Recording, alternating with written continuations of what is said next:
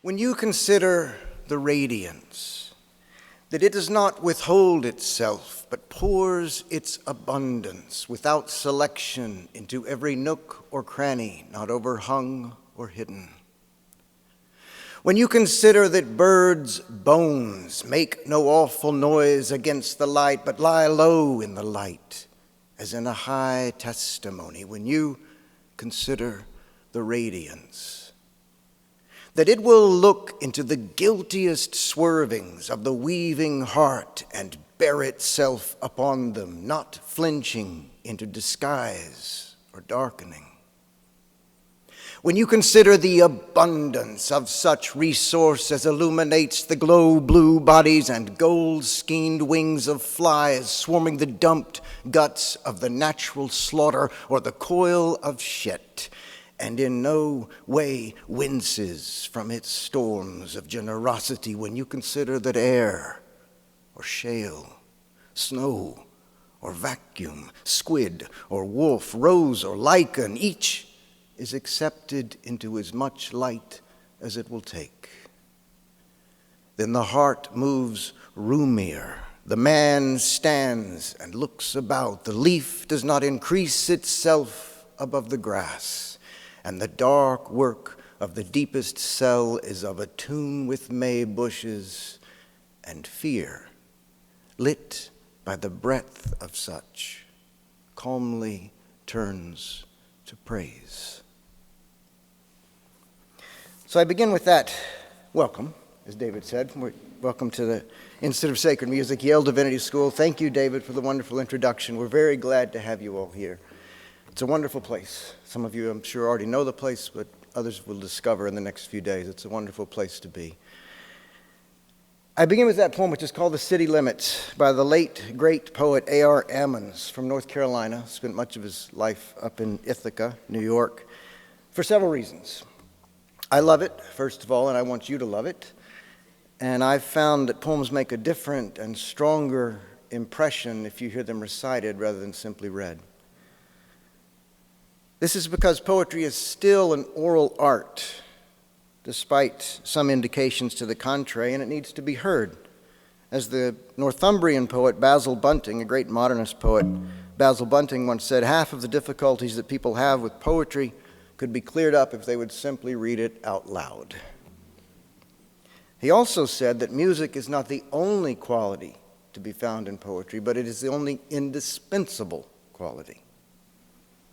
That's worth keeping in mind through everything that I say and also everything that you hear this weekend. Language makes its own particular music, and the key to recognizing greatness is the same key to recognizing crap. It's a trained ear. Or maybe just a tuned ear. It doesn't take all that much training. Just a tuned ear, an ear that is tuned to the sound of language, to the music that it can make.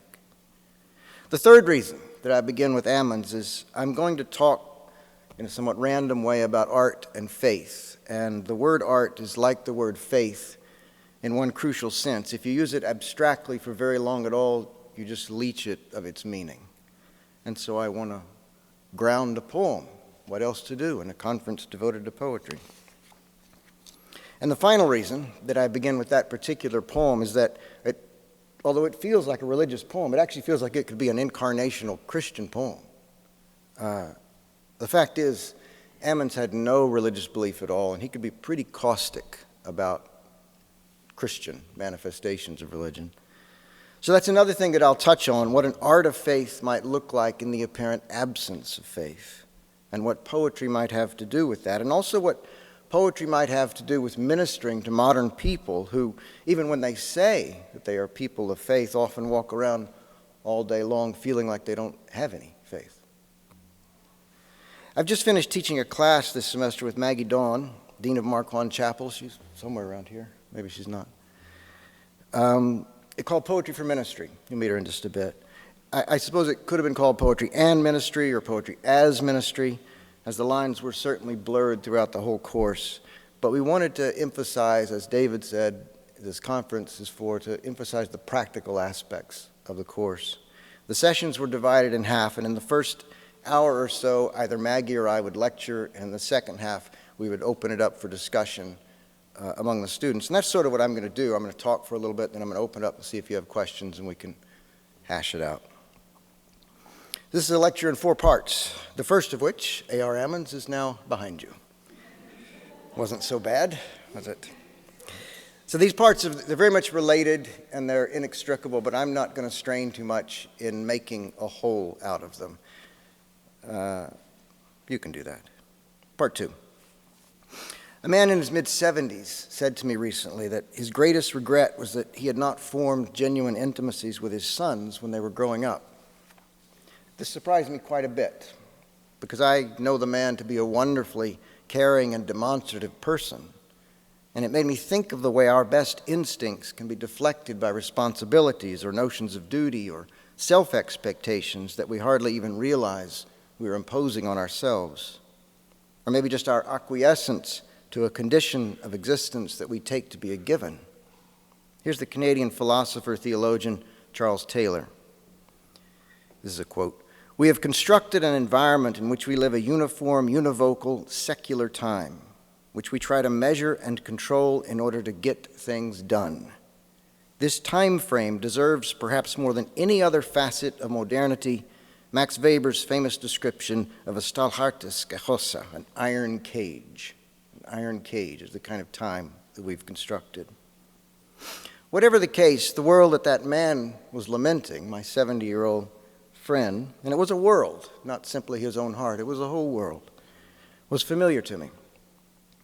I grew up in a world in which masculine relationships existed within a kind of braille of broken communication.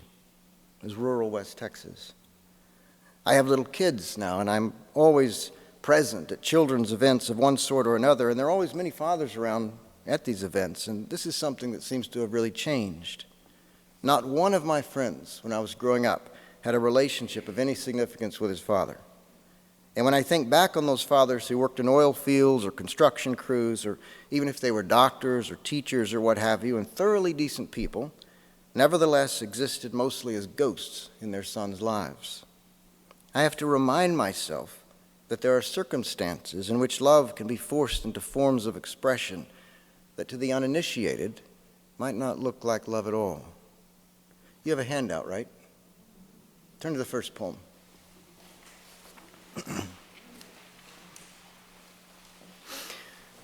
This is by the American poet Robert Hayden.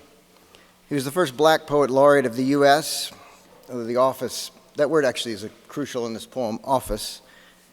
Had a different title then, and in fact, Robert Hayden hated the word black before any of his accomplishments and refused to let his work be printed in anthologies that were defined by race.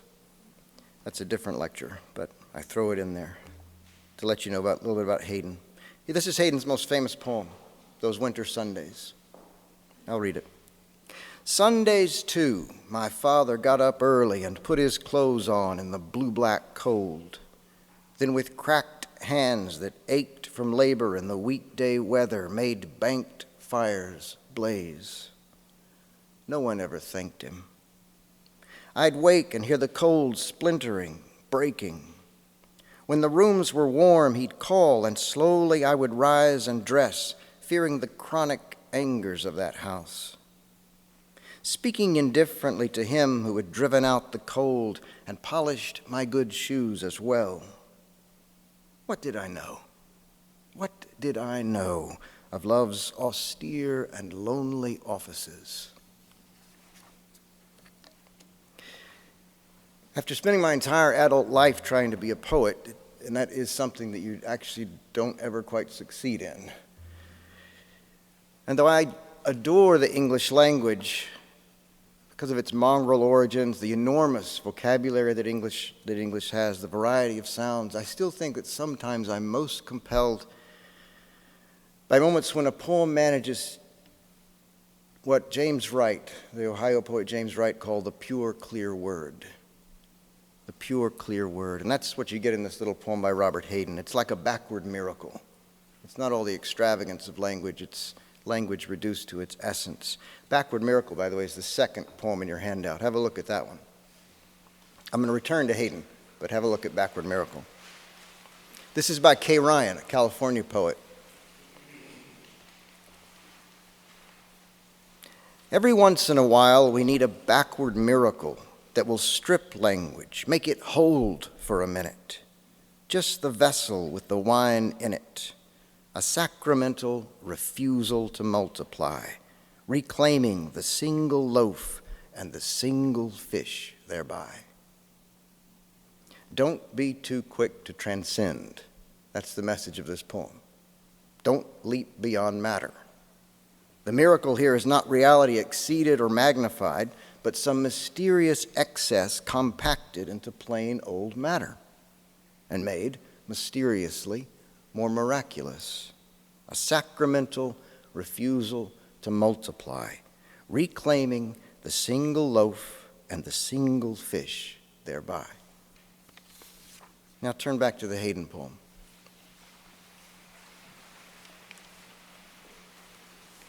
This poem demonstrates the plainness and clarity that K. Ryan is advocating for. Not that there aren't elaborate sonic effects in Hayden's poem. Look at the early lines. Notice how the flames he's describing are actually crackling in the language. Blue-black, cracked, ached, chronic, banked, thanked. You can hear the coals splintering. You can also hear, if you listen closely, a heart splintering. One day a man wakes up and realizes that what he took to be brute force and chronic angers, as you get in this poem, disguised a tenderness and affection that, for whatever reason, had no ordinary means of release. As the critic David Beispiel says, that percussive, consonant-cooked vocabulary is like a melodic map into how to read the poem, linking the fire, the season, the father, and the Son. The truth is, love might inhere in what seems to be pure austerity. It is also possible to have a vision of love that is, or at least seems to be, only a memory. You realize it retrospectively. For those of us who are not true visionaries, this is probably the way that most of our visions occur. What did I know? What did I know? Notice how crucial it is to the emotion of this poem that the question is repeated. What did I know of love's austere and lonely offices? That surprising and devastating word, offices, makes no sense in this poem, and yet it makes absolute sense. It splinters into various meanings. It's the office to which one goes to work, maybe too much. It's the office of authority, as in the office of the president, the Pope, even the poet laureate, perhaps. And of course, there's the religious meanings, the office of baptism, confession, morning and evening prayers, all these meanings in that one word. All of this complicated feeling in one act. The father making a fire and rousing a house to go to church, presumably, to praise God, presumably, because remember, it's Sunday, those winter Sundays.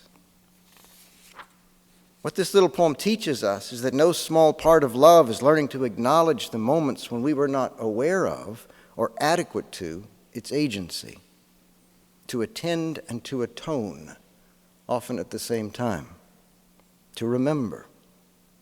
Lord knows Scripture itself is full of moments just like this. Didn't our hearts burn within us, say the two disciples on the road to Emmaus after they have realized that they did not recognize this man to whom they had pledged their very lives, this man whom they had seen beaten, crucified, abandoned by his Father, this man who, after walking the dusty road with them, after sharing an ordinary meal and discussing the Scriptures, had to vanish once more in order to make them see. A backward miracle. Part 3. There's a fundamental and perhaps insoluble tension in Christian life between innocence and experience. Jesus says you must become as little children, and he says you must take up his cross. Two ideas that are, on the face of them, incommensurable. You don't ask a child to take up a cross. So what might innocence mean exactly in a Christian context? For a long time, and it was years, I tried to write a poem that had as its first line, "Are you only my childhood?" By childhood, I meant, in one sense, the encompassing bubble of religiosity in which I was raised.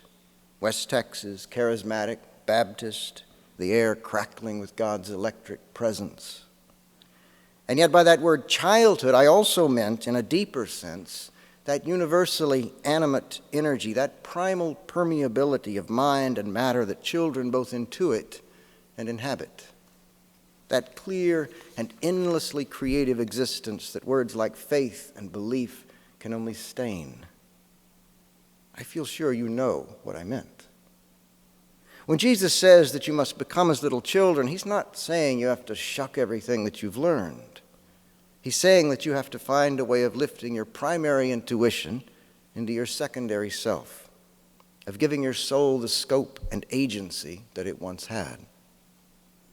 Anyway, I took dozens of different tacks for that poem. Are you only my childhood? You was God. But it was all will, and thus all wasted. Years passed. And then not too long ago, just after I had moved with my family to New Haven, in a half-dreaming state in the middle of the night, I heard myself ask the question again, are you only my childhood? And from within the dream, a voice, it was me, but the voice was not mine, said with what seemed to be genuine interest and puzzlement, why do you say only? This has begun to seem like a real question to me. And by real, I mean a question that continues to demand an answer, even when one recognizes that no ultimate answer will be forthcoming. Everyone is familiar with the argument that one's religious predispositions are, if not completely determined by one's childhood experiences and training, at least largely so. There are exceptions, of course. I know people who aren't like that. You know people who aren't like that. But still, I would wager that most of us in this room grew up in one sort of religious milieu or another. And for most of us, it was probably a pretty intense and consuming experience, not because that's the way religion is, but because that's the way childhood is. Recognizing this in adulthood, that your religion grows out of your childhood, translates to serious doubt in a lot of people. And probably it should, though the doubt ought to be over the forms that one's faith takes and not the faith itself. Have a look at Patrick Kavanagh's poem, Innocence.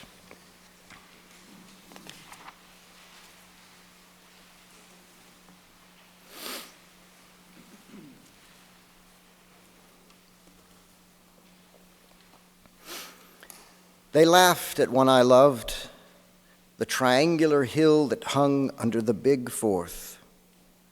They said that I was bounded by the white thorn hedges of the little farm and did not know the world. But I knew that love's doorway to life is the same doorway everywhere. Ashamed of what I loved, I flung her from me and called her a ditch, although she was smiling at me with violets. But now I am back in her briery arms. The dew of an Indian summer morning lies on bleached potato stalks. What age am I? I do not know what age I am. I am no mortal age. I know nothing of women, nothing of cities. I cannot die unless I walk outside these white thorn hedges. Note the almost flagrant simplicity of these lines. Is it even poetry? Does it count as poetry? As David said, I used to edit a poetry magazine. I used to read an awful lot of phony poems that were written in just this register. There has to be some liftoff, you might say, something in the language that causes it to rise up out of itself. Some spiritual surprise has to come into the words somehow, some pure, clear word.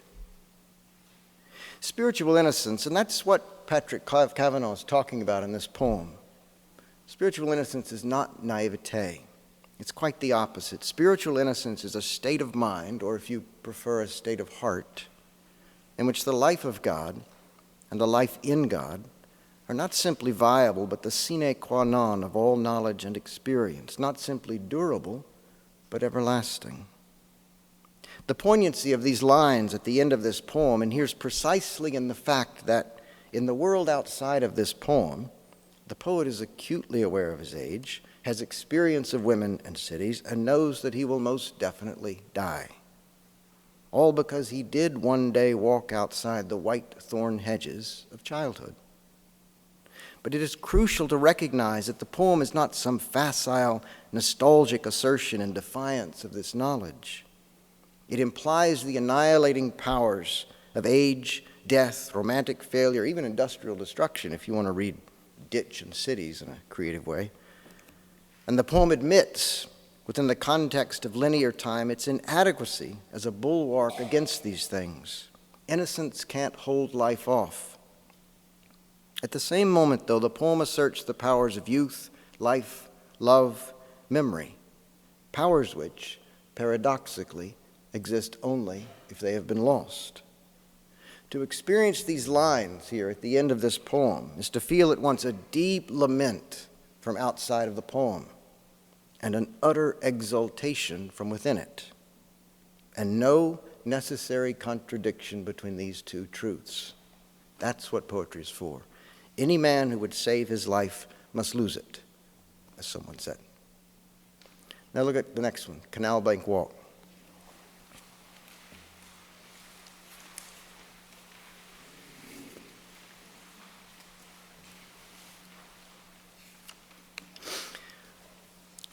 Leafy with love banks and the green waters of the canal pouring redemption for me, that I do the will of God, wallow in the habitual, the banal, grow with nature again as before I grew. The bright stick trapped, the breeze adding a third party to the couple kissing on an old seat, and a bird gathering materials for the nest for the word eloquently new and abandoned to its delirious beat. O unworn world, enrapture me, encapture me in a web of fabulous grass and eternal voices by a beach. Feed the gaping need of my senses.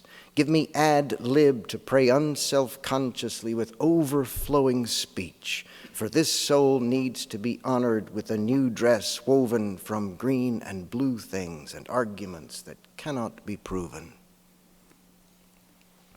It should be obvious to you that in terms of style, this poem is 180 degrees different from the poem that you just read, both by the same poet.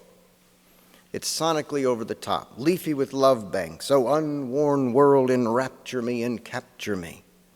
Some of that is actually difficult to say, intentionally so, I think. The earlier poem wanted to preserve some boundary in order to rediscover the power that was there, the boundary of childhood memory. This later poem wants to pour forth in excess of all human boundaries. The first poem is a backward miracle. This sonnet here is a plain old-fashioned miracle. And by the way, it's crucial that it is a sonnet. This is a Shakespearean sonnet, A, B, with the couplet rhyming at the end.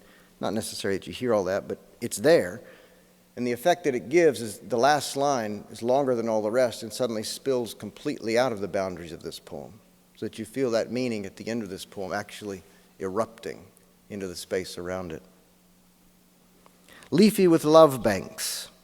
That's not some esoteric plant he's describing, actually, though for a long time that's exactly how I read the lines. I assumed it was some exotic Irish specimen hauled in for local color like bagpipes or bog peat. But no. One day I finally looked it up. These are ordinary leaves at the edge of an ordinary canal that suddenly seemed to Kavanaugh to be both animated by and expressive of some form of pure love, one that pours redemption, and that asks of the speaker not that he give up all of his possessions and go be a mendicant friar in Calcutta, say, but only that he wallow in the habitual, the banal, and grow in nature as before he grew, in childhood, say. The natural world is not a symbol for the love of God in this poem. It is that love's very form and fruition, whether it's those leaves in the beginning, or the bird building that nest for the word, or the fabulous grass, or what have you. It's helpful, but not necessary, to know the circumstances in which this poem was written, especially for a preacher. Kavanaugh had just had an entire lung removed because of cancer. His life had been, in his own words, a botch and a failure. He isn't simply having a momentary delusion, though, and he isn't reaching back for a kind of innocence that suffering sometimes convinces us once existed, even though it never really did. Kavanaugh's masterpiece is a long poem called The Great Hunger, about a hapless and cosmically lonely Irish farmer named Paddy Maguire. And it is as brutal as it is beautiful. Here's the very opening. Clay is the word and clay is the flesh, where the potato gatherers like mechanized scarecrows move along the side fall of the hill, Maguire and his men. If we watch them an hour, is there anything we can prove of life as it is broken-backed over the book of death? That's how the poem starts, and 40 pages later, the answer is no. There's nothing you can prove. So Kavanaugh's epiphany here near the end of his life, Canal Bank Walk, the one we just read, it's hard won. It's the utterance of someone who has indeed saved his life after losing it. Part 4. After this, I'll take questions, we can chat. In the past 10 years, I've found myself increasingly speaking to religious audiences of one sort or another. And whether I'm in Abilene, Texas, or New Haven, Connecticut, I found it helpful to think of someone sitting in the back of the room who is, if not an outright atheist, at least a fierce skeptic. Desperate, maybe, probably, almost certainly, really, and very much in need of the Word of God. But someone, too, who was going to be, if not contemptuous of, at least allergic to, any predictable formulations of that word.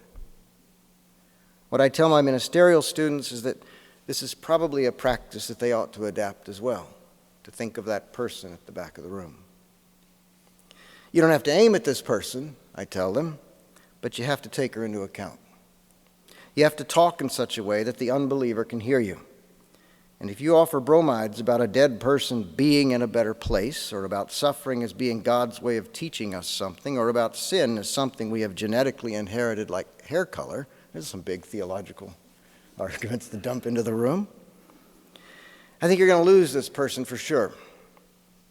But not just that person. And that's the real danger. Even religious people are living in a secular age. That's Charles Taylor again. That earlier quote comes from his book called A Secular Age. And unless you retreat to some strictly self-defining and self-purifying group of true believers, you're going to find your words grating on the ears of even the people who are most inclined to believe them. This is not necessarily a matter of what you yourself believe, nor is it a question of making your own beliefs somehow palatable to others. The question has to do with language itself and its propensity to decay. I'm going to read you a passage from Tomáš Halík, the Czech priest who was secretly ordained when his country was ruled by the USSR, but eventually ended up as a very trusted, important advisor to Czech President Václav Havel. This is from a book called Patience with God. Jesus blessed the poor, not in order to keep the poor in their place by offering them an opiate promise of reward in the afterlife, as some Marxists interpret that passage, and as some Christians actually represented it from time to time. He made poverty a metaphor of openness toward God's gifts. It is necessary to preserve poverty of the spirit and not join the ranks of the full, the sure, and self-assured who are satisfied and locked within themselves. Similarly, in terms of the spirit, I believe it is necessary to preserve a spirit of seeking. Eastern spiritual masters use the term beginner's mind. I have nothing against missions and preaching. Preaching is necessary in the same way that feeding the hungry is necessary. But this is a different issue. One must maintain a seeking spirit, just as one must have a spirit of poverty. It is necessary to remain open, because only in that way may we reach the kingdom of God. It is in this sense that Jesus blesses these poor, the mourning, and those who thirst after righteousness. He does not cynically congratulate them because their pockets and stomachs are empty and their faces tear-stained. Care for and closeness to the poor are not beneficial just to them, but also to us. They enable us to teach in the spirit of poverty and to preserve it. And our closeness to the seekers ought also to teach us openness. We don't have to solely think about having to teach and edify them. We can also learn a great deal from them. And we can try to show those people in the church who are self-assured and satiated about their religion that it is necessary, at least sometimes, to reach out to people on the fringe of the churches, and not just to convert and assimilate them. Being able to take a look at how God appears from the standpoint of people who are searching, doubting, questioning, isn't this a new, exciting, necessary, and useful religious experience? And this brings me to the poem with which I will end, and which in a way bookends the poem with which I began. You don't have this one. I've long thought of A.R. Emmons as an unbelieving believer, someone who wouldn't really believe in anything beyond the material world at all, were it not for the insights that he were given in his own life and poetry. Yet by means of those insights, those spots of time, as William Wordsworth defined them, it becomes possible to live and even to praise. The great Jewish theologian Abraham Joshua Heschel defined faith as primarily faithfulness to the times when we had faith. We remember these moments of intensity and closeness to God, and we endeavor to remain true to them. It's a tenuous, tenacious discipline of memory and hope. And occasionally, when existential pressure and spiritual clarity combine at just the right proportion, it is those two things fused into a living instant of art or action, or even art as action. This last poem is by the Russian modernist Socit Mandelstam. I won't tell you his entire story, but I'll tell you just a little bit. Mandelstam was Jewish, but he converted to Christianity when he was 20 or so. It's not clear how important Christianity actually was to him.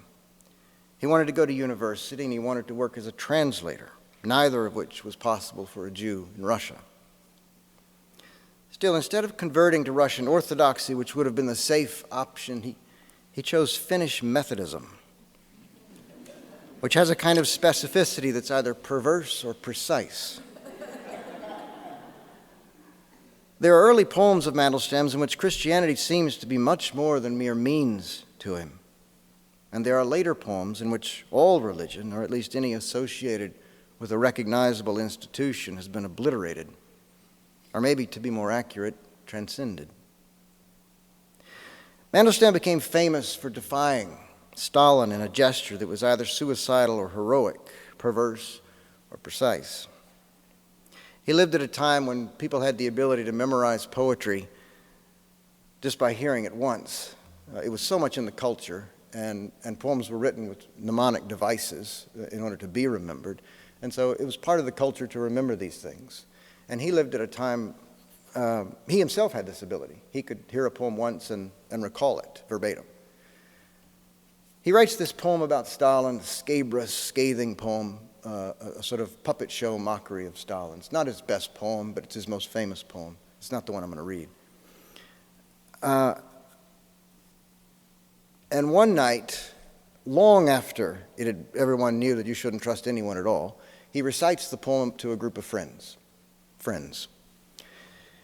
And someone had this ability to memorize and took that poem to Stalin or to his henchmen, we don't know. At any rate, it ended up back in Stalin's hands, and that was the end of Mandelstam.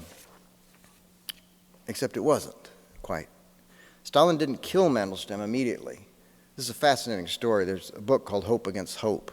The first one is Hope Abandoned. That's the better one to read, by his wife, Nadezhda Mandelstam, which tells the whole story.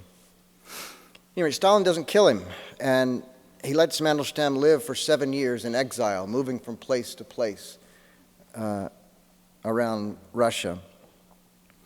He ended up in this place called Voronezh, and he would walk the streets all day making up these poems in his head, poems which he did not dare write down for fear that they would incriminate him. He's already in trouble, but make it worse. But worse, his family or friends.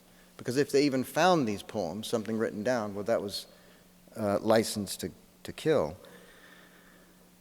The only reason we have these poems by Mandelstam is that in the evenings he would say them to his wife, and she would commit them to memory. or friends would commit them to memory. And so they were passed down for years, simply memorized, an oral art. So the last day that we know that Mandelstam wrote anything at all, he wrote 3 poems, composed 3 poems. He was last seen picking through a garbage dump for food in outer Siberia. And one of the greatest poets of the 20th century, one of the greatest minds of the 20th century, picking through a garbage dump for food. I sometimes think that each of us, and I mean every single one of us, has nothing to do with being an artist, is meant to be lens for truths that we ourselves cannot see. Soren Kierkegaard once said, the system cannot include the systematizer. He was lamenting his own inability to be included in everything that he thought. He created the system, but he was outside of it. It's clunky. The system cannot include the systematizer, but it's accurate. And I think it applies to people who don't have a philosophical bone in their bodies. Our lives burn up, and our minds within them. And all that we have sought so hard to retain in art or durable projects or familial memory. But to live in faith is to live toward a truth that we can but dimly sense, if at all. And to die in faith is to leave an afterimage whose dimensions and meanings we could never even have guessed at. Something of us, something most us and least us, is saved and made available for others. Here's that act of faith made by Socit Mandelstam, the last poem on the last day that he was free. And I was alive in the blizzard of the blossoming pear. Myself I stood in the storm of the bird-cherry tree. It was all leaf life and star shower, unerring, self-shattering power, and it was all aimed at me. What is this dire delight, flowering, fleeing, always earth? What is being? What is truth? Blossoms rupture and rapture the air, all hover and hammer, time intensified and time intolerable, sweetness, raveling rot. It is now. It is not. Thank you all.